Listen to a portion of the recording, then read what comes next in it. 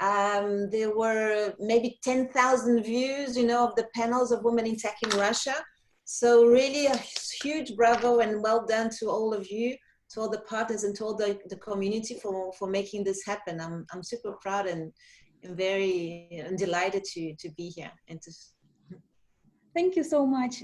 It's really a pleasure that you're here tonight with us and we all can celebrate this amazing year of women in tech in Russia. Yeah. Hello, let me jump in. Hello, everyone. Hello, Аюми. Thank you very much for joining us. It's really a pleasure. I can't believe it's been a year. It's been a crazy year for all of us, but we made it. And it's so good to see all these ladies here with us today. And I'm so grateful that we were brave enough to open Women in Tech in Russia 1 year ago. Even back then it was quite challenging, especially since Russia is kind of like a patriarchal country and we were worried about how the community will react, but everything went great and we met so many amazing people along this journey, companies that supported us, volunteers who dedicated so much their time and energy and motivation into all of every event what we've organized so far. And thank you, Аюми, for being with us last year and also for your journey tonight. And I remember, you know, it's a funny thing that the only English presentation was Ayumi's at the opening of Women in Tech. And after that, she was sitting there like about 2 hours, maybe even more, listening all these Russian presentations. I was just thinking, gee, I wish I had done Russian at school. If they know if it was available, maybe in my next life I would love to learn Russian.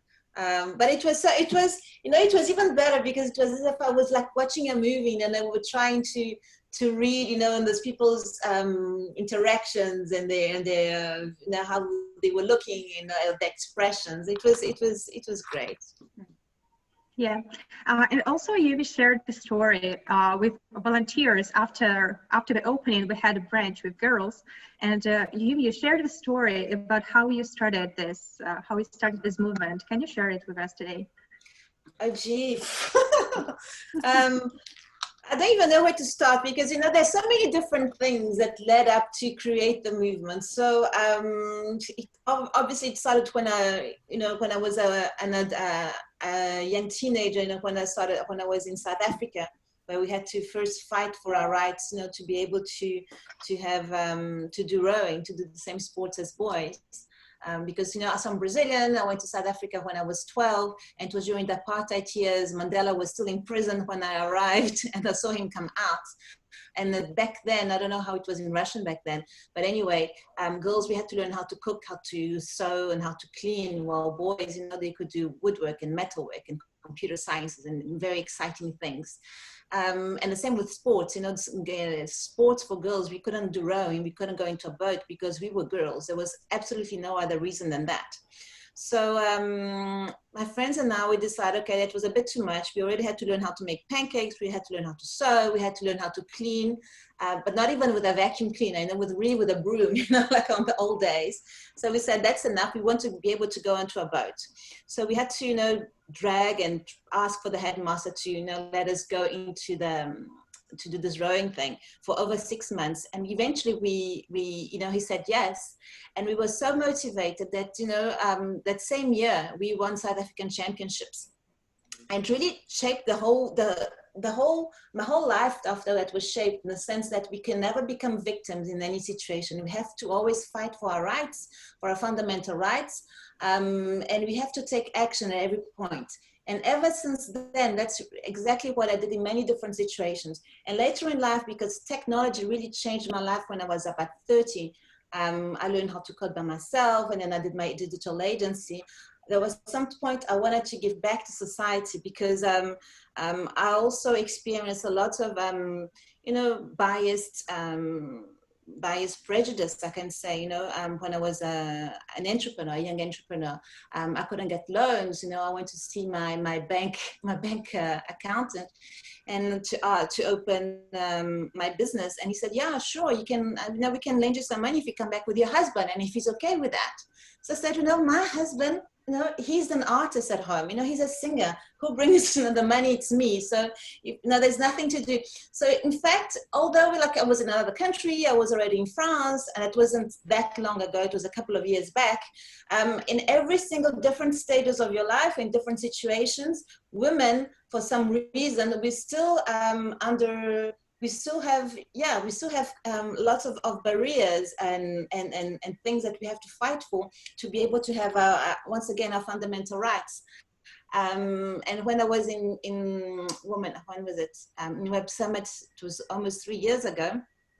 I was there with my baby, and I saw that there were lots of things they were trying to put forward for women, but it was all about marketing and about just cutting down prices and stuff, but there was no real action of trying to empower women to come more into technology, because just cutting down prices for certain things, that's not what's going to be changing. That's not what's going to be creating impact, and that's not what's going to be able to take the problem of the pipeline and get more women into technology.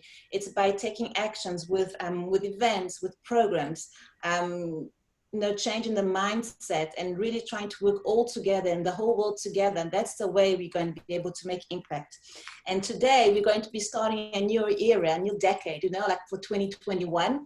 So I am so excited, because for me, this is going to be the decade for change, 2021, and from 2021 all the way up to 2030, it's going to be the decade for impact.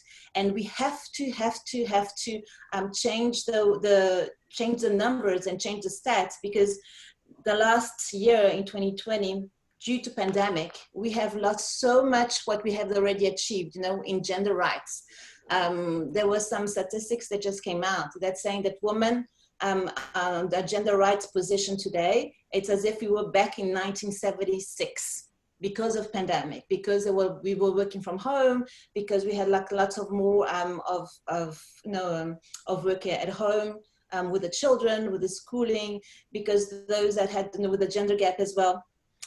Those that only had one computer at home, it was mostly for the men or for the boys, and not only for the girls.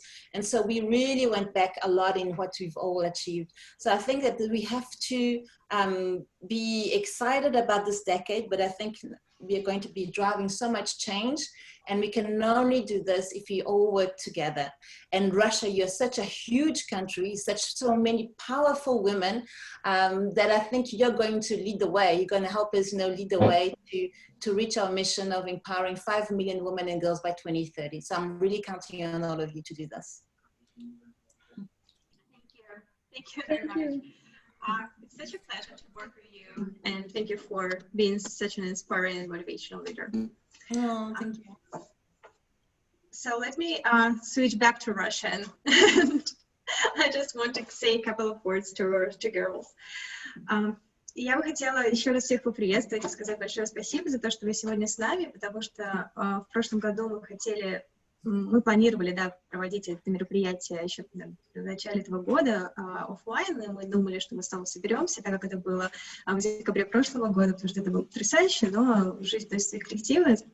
Тем не менее, мы постарались собрать для вас сегодня вот эту программу, которую Настя уже упомянула, для того, чтобы всем было интересно, и мы в таком очень лайтовом формате пообщались, и просто...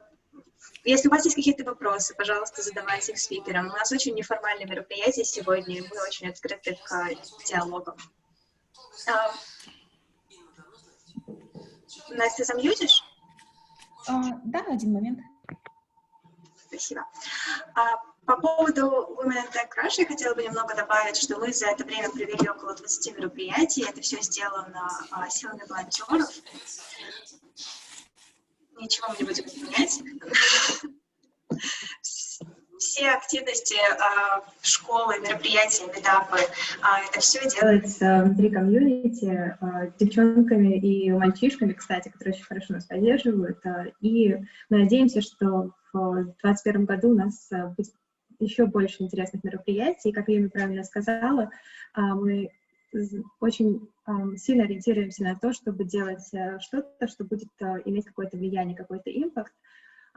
Мы смогли это реализовать с помощью каких-то образовательных программ в прошлом году, и в следующем году планируем это вывести на новый уровень, провести хакатон. Уже в декабре мы делаем анонс менторинговой программы, которую мы будем делать в начале следующего года. Программа для женщин-фаундеров, поэтому оставайтесь с нами, подключайтесь к комьюнити, если вы еще не здесь.